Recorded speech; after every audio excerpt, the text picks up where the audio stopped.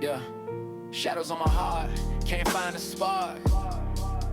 Searching for the light, feels cold, so dark. Prayers hit the ceiling, bounce back down. Feet stuck in the valley, no throne, no crown. Echoes of your name, but the silence loud. Tears drip to the floor, baptized by the clouds. Welcome back to the Greg Schreffler Show, where we talk about anything and everything that has God in it. Why? Why not, man? Come on. Anyway, I hope you like the intro music. It's called Forgotten Faith by Camelot at pixabay.com. Trying something new here. I've got this funding page I'm just kind of going to throw up here and there so that those of you that would like to give can see what the need is and can give to that need or however you want to do it. But remember, I prefer your prayers over your money, so that's good too. Let's see, we're continuing our faith series. So this is the second episode in the faith series. And this is exciting stuff because this is right up our alley. This is right up. It's real world stuff. I got to turn this thing on because I got to have a timer going. Otherwise, my wife gets upset if I go too long. So I got to keep an eye on things. All right, let's get into it. This is episode 32 of the Greg Schreffler Show, and today we're going to talk about New Testament faith. That's right. Last week we talked about Old Testament. Now we're in the New Testament. So in the last episode, we discussed Abraham believing in God, and it was credited to him as righteousness. Moses trusted God and faced Pharaoh. Joshua believed and walked into impossible victories. And even Rahab believed and staked her life on a promise that she could not see. So good for her. We learned that Old Testament faith is real, it was powerful, it was costly, and it was also incomplete because faith in the Old Testament was primarily forward-looking. It trusted what God would do. It hoped for a promise that had not yet arrived. And then Jesus steps on the scene. And suddenly, faith is no longer only about believing God, it is about believing in His Son. So today, we're going to look at how Jesus expands and intensifies and redefines faith, starting with one of His most misunderstood statements. If you have faith as small as a mustard seed. What did He mean? What did His Jewish listeners hear? And how does New Testament faith function differently from Old Testament faith? As usual, research brought to you by the Bible, the Internet, ChatGPT, and supporting links. All right, first segment. Failed faith. A mustard seed of faith. Disciples, failure, and Jesus' rebuke. Let me set the scene for you here. We got Peter, James, and John on the mount with Jesus, and they're going to be returning from the transfiguration. The other disciples are out healing and casting out demons. But Jesus and these three guys, they're up on this mountain experiencing this amazing and wonderful thing where you had Elijah and Moses there. Pretty spectacular. All right. Those of you who are not familiar with church terms, the spiritual high just means their spirits are up. They're in good spirits. They had an awesome experience. So as they come down, they're going to encounter these people, and we're going to look at a few different things. One of them is going to be Jesus's range of emotions. So this is going to be in Mark 9:14 through 24, the NIV. When they came to the other disciples, they saw a large crowd around them and the teachers of the law arguing with them. As soon as all the people saw Jesus, they were overwhelmed with wonder and ran to him. Now, I've never understood celebrity worship, but I guess in this case, it would be okay. Verse 16, "What are you arguing with them about?" he asked. Jesus asks. So there's curiosity. A man in the crowd answered, "Teacher, I brought you my son who is possessed by a spirit that has robbed him of speech." So this is interesting, right? Because he says, "I brought you my son," but Jesus is like, "No, bro, I'm up on the mountain. You did not bring me your son." So association is a powerful thing here. He brought his son to be healed by Jesus, but it's to his disciples. And his disciples are representatives of Jesus just by association. So Jesus wasn't present, but his disciples are an extension of him. And the note here, or the important thing to learn here, is that we, if we're claiming to be Christian, are an extension of Jesus, are a representative of Jesus. So are we doing a good job with that? Oh man, I forgot my water bottle. All right, verse 18. Whenever it seizes him, it throws him down to the ground, and he foams at the mouth, gnashes his teeth, and becomes rigid. I asked your disciples to drive out the spirit, but they could not. All right, so now Jesus experiences disappointment. Disappointment in his disciples, disappointment in the crowds, because they're just all for show. They're not really taking in this idea of what faith means. Verse 19. "You unbelieving generation," Jesus replied, "how long shall I stay with you? How long shall I put up with you? Bring the boy to me." So it's like you can sense exhaustion here. All right, bring the boy to me, whatever. Exhaustion in the disciples because they're slow learners. Exhaustion in the crowds because they're just about the show and not about listening to what he's trying to teach them. Anyway, verse 20. So they brought him. When the spirit saw Jesus, it immediately threw the boy into a convulsion. He fell to the ground and rolled around, foaming at the mouth. Now, what's interesting about that? Did you catch anything there? Well, what's interesting is in Jesus' other encounters of casting out demons, they've spoken. But this one doesn't speak. So what kind of a spirit is this? Verse 21. Jesus asked the boy's father, "How long has he been like this?" So again, he's curious. And I'm curious because I don't know where does God, Jesus, or when does he become just Jesus and not the all-seeing, all-powerful God? Is it because he took on flesh that he's no longer all-seeing and all-knowing? Or is it that he wants to elicit some kind of response from those he's speaking to? He already knows the answers to these questions, but he's asking them for a specific reason. I don't know where the reality of that situation is, and I don't know that it's it matters for eternal purposes, but it's just a curious thing for me. So the father says, from childhood, it has often thrown him into the fire or water to kill him. But if you can do anything, take pity on us and help us. Now, did this father just drop the if bomb on Jesus? Are you kidding me? He did. He dropped the if bomb on Jesus. Can you imagine coming to the all-powerful, almighty maker and using the word if? That's got to be pretty insulting. If. God, if it would be okay, could you heal this person? Or, if I could get that promotion, or if, maybe, do our prayers sound like that? Those are pretty wimpy prayers, so we need to get rid of the ifs.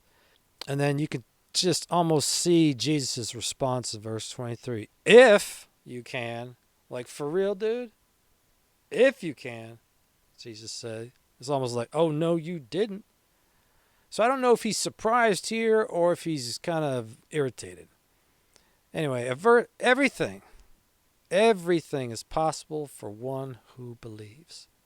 Everything? Another interesting thing to note is that Jesus often puts the outcome or the onus on healing, the outcome of the healing on the person's being healed or the person being healed. As in this case, it would be both the one needing it, the son, and the one asking, the father. Anyway, Notice the father's response after saying if. Immediately the boy's father exclaimed, I do believe. Help me overcome my unbelief. So the father has the right response. And to be honest with you folks, I can relate to this father. Do you feel like you're there? Do you feel like that's you? You have belief, but it's kind of weak and you need help? You need Jesus to help you overcome your unbelief? So what we see here is that Jesus experiences the same things that we experience whenever we come off of a spiritual high. So whenever you have I use that term loosely, okay, when I say a magical moment. Whenever you have a spiritual moment or a joyous moment with God, you saw a miracle, you performed a miracle, you were the miracle, and everybody's in good spirits. And you need to prepare yourself, because the next thing that's going to happen is that the devil is going to bitch slap you so hard when you come down. Anyway, he experienced the same things we do. Disappointment, exhaustion, maybe surprise or irritation, and then affirmation. Again, that's Mark 9:14 through 24, if you want to find out more about that story. All right, let's look at Matthew 17, verses 19 through 20 in the AMP, the Amplified Version. Then the disciples came to Jesus privately and asked, why could we not drive it out? So in the military, this is called an AAR, After Action Review. And he answered them saying, because of your lack of faith, your lack of trust and confidence in the power of God. For I assure you and most solemnly say to you, if you have living faith the size of a mustard seed, you will say to this mountain, move from here to there, and if it is God's will, it will move, and nothing will be impossible for you. So they got slapped with little faith, lack of trust, lack of confidence in the power of God. And then verse 21, sometimes it's not in different translations, and I talked about this last week, but it's in Mark. However, this kind does not go out except by prayer and fasting. So in addition to their little faith or lack of trust or lack of confidence in God's power, there's a lack of preparation. Where are you at in this lineup? You got them all checked off? You got little faith? No, I have big faith. Well, you don't need big faith. Do you have lack of trust? Lack of confidence in the power? No, I know God's power. I just no. We did talk about this last week too, about the prayer and fasting and what that means. So if you want to, I'm not going to get into that now, but if you want to learn more about that, go back to that episode. But it's a lack of preparation. The prayer and fasting is something that's already in your repertoire. It's already built into you. It's already in your daily lifestyle. It's already in your makeup. It's not something you whip out and start. Let's get the Greek word. Remember our Greek word pistis? It equals trust, allegiance, relational reliance, not mere intellectual assent, not belief in facts. Doesn't that sound like, well, I'll just say it this way. It kind of sounds like where I'm at. You know, I intellectually fully understand God's power. I intellectually fully know God's power and the Word and what it says. And I have total belief in the facts, but that's not enough. Faith equals alignment with divine authority sufficient to act in His kingdom. Let's see what a scholar has to say. Michael Heiser, Ph.D. in Hebrew, Bible, and ancient Semitic languages, and author of many books. Faith in the New Testament is relational and activated. It is not a mental exercise. It is a commitment to God's authority expressed in obedience and action. It's not a mental exercise. That really struck me. Because, you know, we sometimes, well, when I was in acting, they always said, get out of your head. You know, we think too much on something. We outthink it. We pray harder in our mind. but it's not a mental exercise. The Enduring Word commentary echoes the same sentiment. Faith is the channel for God's power, not a measurement of human effort. We need measurements. And that's what we're thinking. How do we know how far we've come without measuring? Let's look at this mustard seed business, Matthew 17:20 in the ESV, English Standard Version. If you have faith as small as a mustard seed, you will say to this mountain, move from here to there, and it will move, and nothing will be impossible for you. Mustard seed, sinapi in the Greek. This very small seed, 1 to 2 millimeters in diameter, but if you're familiar with a pinhead, that's about the size of a mustard seed. The pinhead. The part that you push on. Not the... Anyway. And when I was researching this, the consensus here is a metaphor. Now, I'll be honest with you and just tell you straight up. I always was hoping maybe it was something more. Like, how do you know what Jesus really intended? I don't know. But all the scholars seem to say it's a metaphor. You're not really going to be moving mountains. But could you? So the metaphor is small, genuine faith can accomplish extraordinary things. It's not the quantity, but quality, true dependence on God and true trust in God. Overcoming incredible odds. Something tiny can grow very large. It can grow into a shrub that's 10 to 12 feet tall, and it can produce great results in God's hands. Faith also must be planted and nurtured. So we'll have to go with that. But we can dream, right? So Jesus implies even minuscule, authentic faith, barely perceptible, can accomplish kingdom-sized results. He's hinting at a subtle rebuke. Our faith today is often so small we can't even see it, especially compared to the first century followers who believed in touching his garment, or being in Peter's shadow, or coming into contact with Paul's handkerchief. Let's see what Chuck Missler has to say. He's a PhD in Bible prophecy. He also a rocket scientist. Jesus' mustard seed metaphor is literally exponential. The tiniest point of authentic faith, when planted in the soil of obedience, grows beyond natural limitations. That's pretty cool, huh? Planted in the soil of obedience. So faith equals alignment with God's heavenly order. Small acts ripple into cosmic outcomes. Jesus' mustard seed teaching echoes this. Faith is catalytic, not linear. And the early Jewish thought is faith requires surrender to God's timing and plan, prefiguring Jesus' emphasis on relational trust and dependence. Let's briefly cover some other times where Jesus rebukes the disciples for their lack of faith. So we have feeding of the 5,000 in John and Matthew, tested disciples, where shall we buy bread?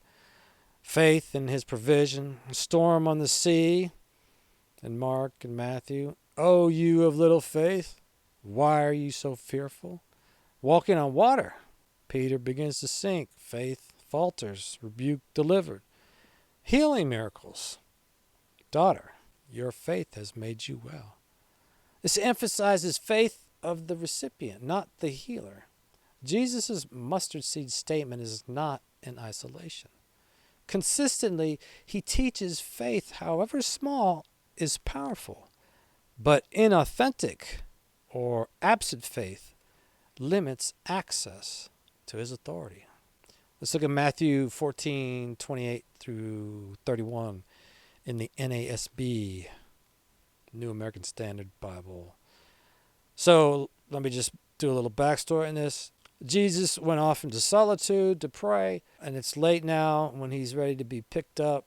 The disciples are working hard at the oars, rowing to him, but the winds and waves are fighting them. So Jesus starts walking out on the water and walking towards them. They're tripping because they think he's a ghost. And then Peter says, Or Peter responded and said to him, Lord, if it is you, command me to come to you on the water. Now just think what Jesus must have thought. He's like, wow, that's what I'm talking about, Peter. That's faith. Good job, buddy. And he said, come on, come. And Peter got out of the boat and walked on the water and came towards Jesus. The end. Yeah, no, too bad, huh? But he did it. I mean, boom, done. Faith in action. But like the rest of us. But seeing the wind, he became frightened. And when he began to sink, why did he start to sink? Because he took his eyes off Jesus. And I guess we've all done that at some time, some point or another. And when we do, and we fall hard, and maybe fall far, we need to have the same response that Peter has. He cried out saying, Lord, save me. Have you ever cried that out? And it's good to know that Jesus wasn't like, probably how we would have been. And like, nah, you need to squirm a little bit, doggy paddle.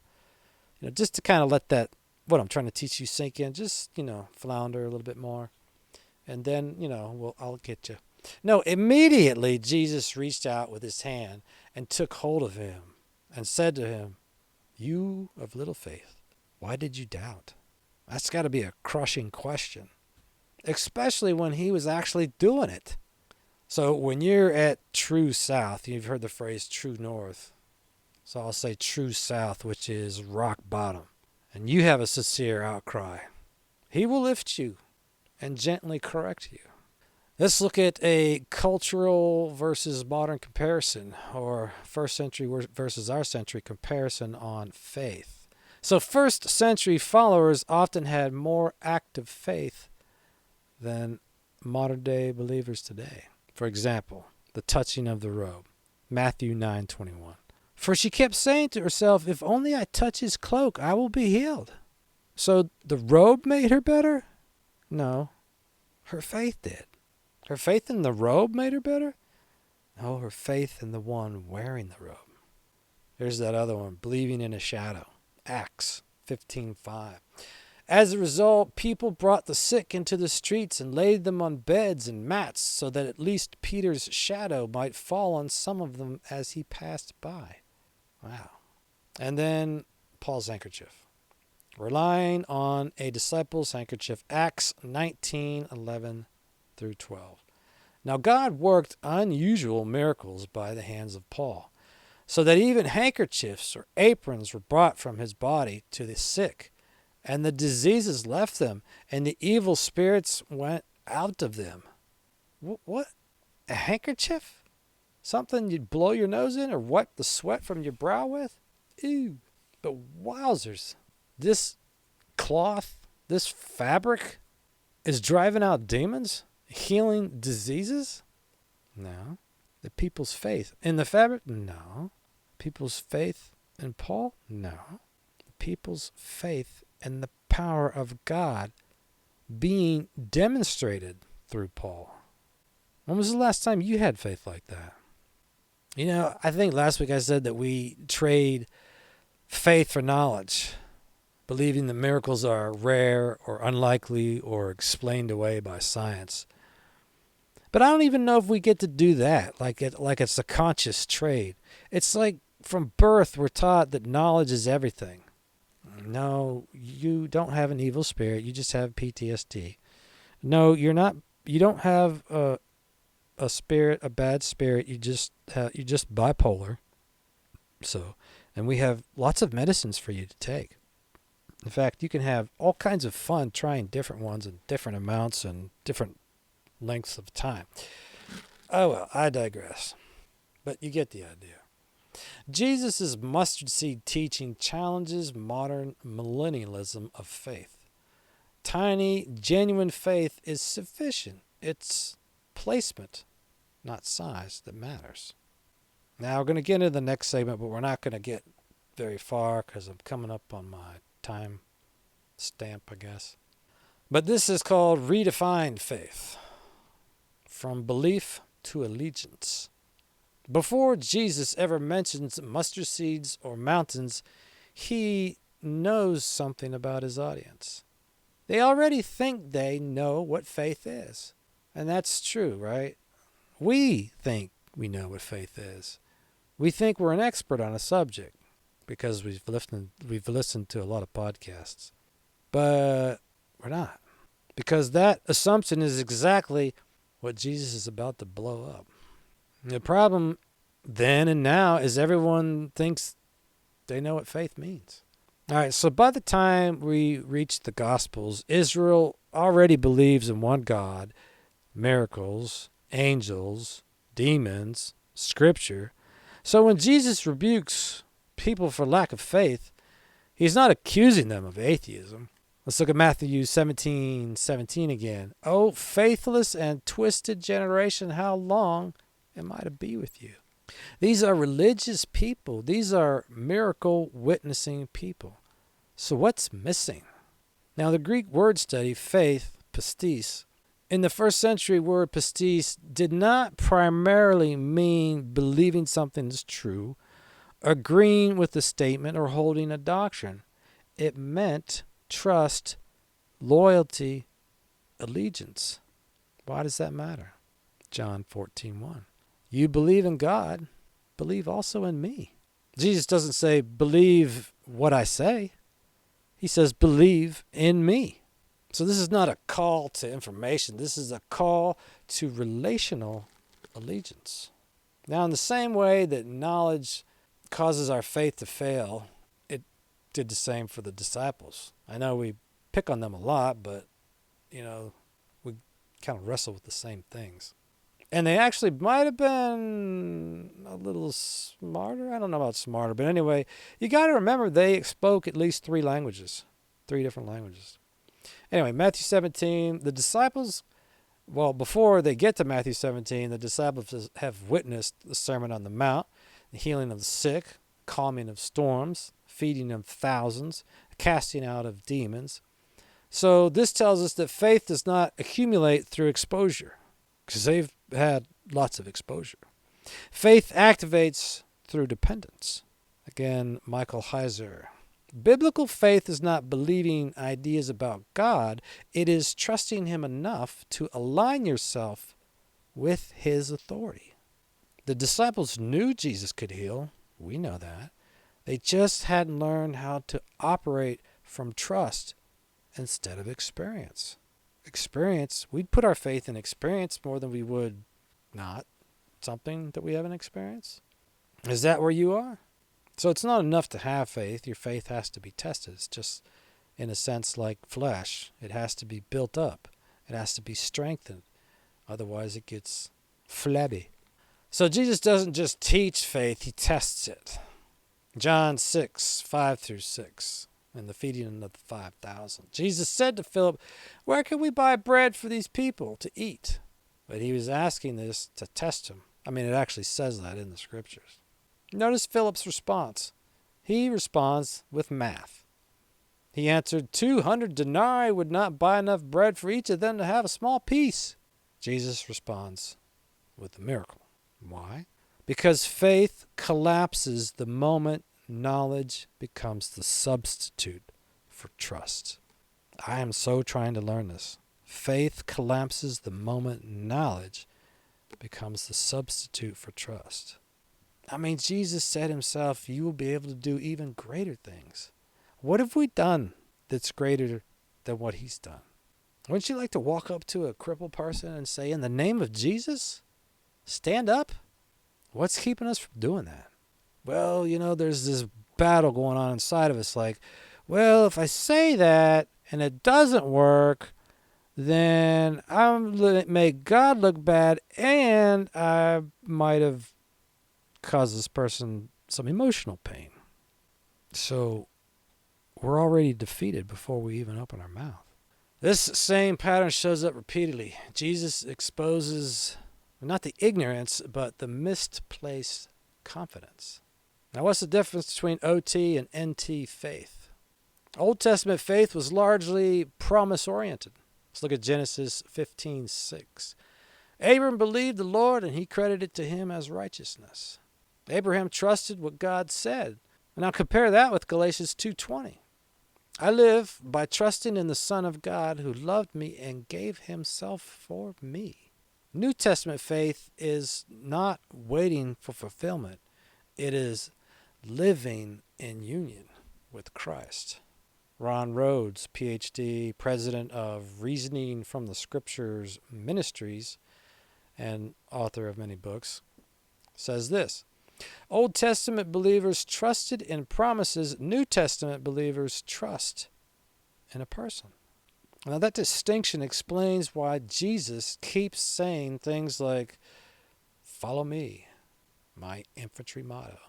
He doesn't say, understand me. He says, follow me. And like I said earlier, about how Jesus often puts the outcome of one being healed on the person seeking the healing. This is where people today would often get uncomfortable. Matthew 9:22. Daughter, your faith has made you well. Like the woman that was bleeding and touched his robe. Matthew 8:13. Let it be done for you as you have believed. Gosh, can you imagine him saying that to you? Oh, no. Because we don't believe too good, do we? Jesus is not saying faith is a force we control. He's saying relationship determines reception. Faith is the posture that allows God's authority to operate without resistance. By faith, Enoch was taken up so that he would not see death, and he was not found because God took him up. For before he was taken up, he was attested to have been pleasing to God. Hebrews 11:5. Often we've read from the book of Enoch, and there he is mentioned a couple times in the Bible. But Jesus is not reinventing a new idea. He is personalizing and intensifying an existing one. What's Jesus saying without saying it? Let's circle back to the mustard seed. If faith smaller than a pinhead, barely visible to the naked eye, can move mountains, then the uncomfortable implication is this. Many of us don't lack big faith, we lack real faith. The first century people believed. Remember the touching the garment, the shadow, the handkerchief. But what do we say today? That was cultural. That was symbolic. We know more now. It was poetic. We have not grown stronger in faith. We have grown more dependent on explanation. While knowledge is valuable, it is a poor substitute for trust. Faith, pistis, is not belief plus effort. Yet, isn't that how we pray sometimes? Like if I just scrunch my eyes tighter shut, if I make a tighter fist, if I hug my Bible tighter, if I get into the fetal position and grunt and squirm, that makes my faith stronger? It's a relational allegiance expressed every day and not just under pressure. Jesus is not asking for more faith. He's asking for authentic faith, even if it's microscopic. So what's that say about our faith today? Pretty small, huh? All right. Guess I'll stop there. So we'll just continue listening to what we started with in the beginning, The Forgotten Faith by Camelot at pixabay.com. We'll stop there. We'll pick it up next week. Thank you for watching. Thank you for listening. Thank you for hanging out with me. Don't forget to leave a review. Tell me what's going on with you. And subscribe. Get your family, friends, neighbors, relatives, enemies. Get them to subscribe. Tell them about the show. And until next time, stay faithful. This program is the intellectual property of the Greg Schreffler Show. Copyright 2026. All rights reserved. Unauthorized use or reproduction without written permission is prohibited.